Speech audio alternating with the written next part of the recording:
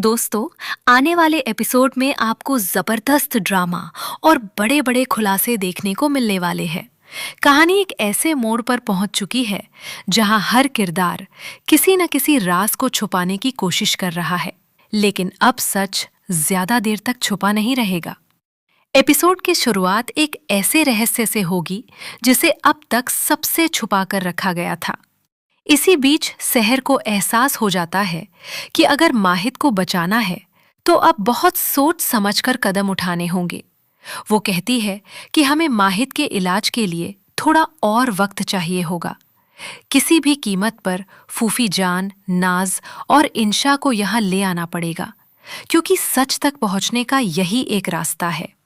सहर को अमाल की बात भी याद आती है।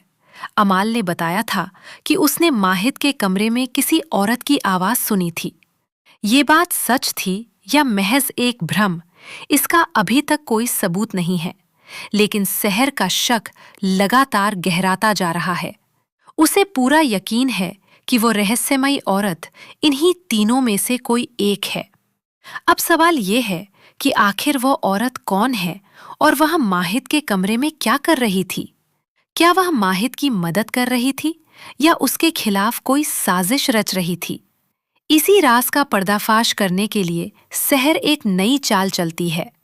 वह सीधे फूफी जान के पास पहुंचती है और बड़ी मासूमियत से कहती है, अरे फूफी जान, आप इतनी जल्दी में कहाँ जा रही हैं? हम कब से आपको ही ढूंढ रहे थे।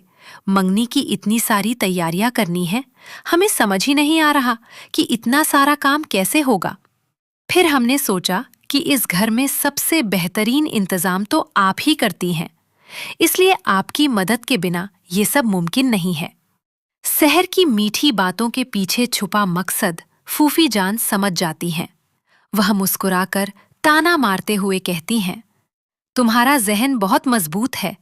अभी 2 रात पहले ही तुम कहकर गई थीं कि तुम्हारा साया भी नियाजी मंजिल में कदम नहीं रखेगा, और आज तुम नियाजी मंजिल की मलिका बनने का सपना देख रही हो।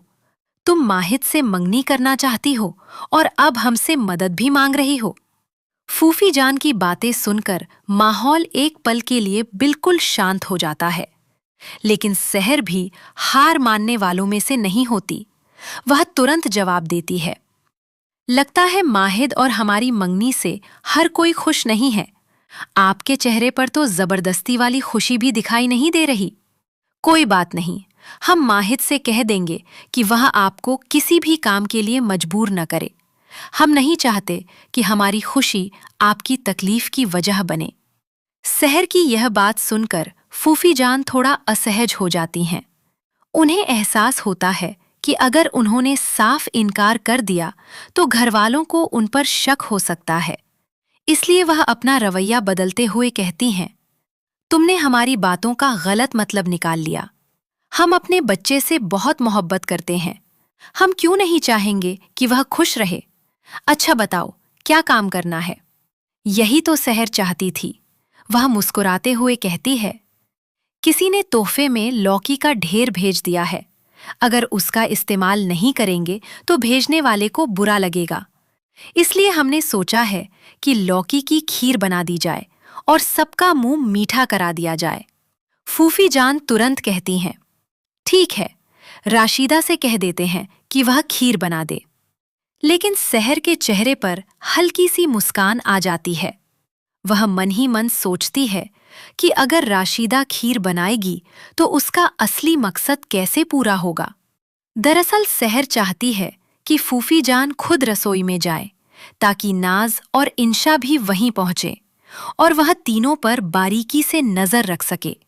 उसे पूरा विश्वास है कि इन तीनों में से किसी एक के चेहरे पर ऐसा भाव जरूर आएगा जिससे उस रहस्यमयी औरत का सच सामने आ जाएगा। अब देखने वाली बात यह होगी कि क्या सहर की यह चाल कामयाब होगी? क्या फूफी जान, नाज और इंशा उसके जाल में फंस जाएंगी? आखिर माहिद के कमरे में सुनी गई उस औरत की आवाज किसकी थी? और क्या मंगनी की खुशियों के बीच कोई ऐसा सच सामने आएगा जो पूरे नियाजी परिवार को हिलाकर रख देगा? इन सभी सवालों के जवाब आपको आने वाले एपिसोड में देखने को मिलेंगे। इसलिए अगर आप इस कहानी का एक भी बड़ा ट्विस्ट मिस नहीं करना चाहते, तो जुड़े रहिए और देखते रहिए।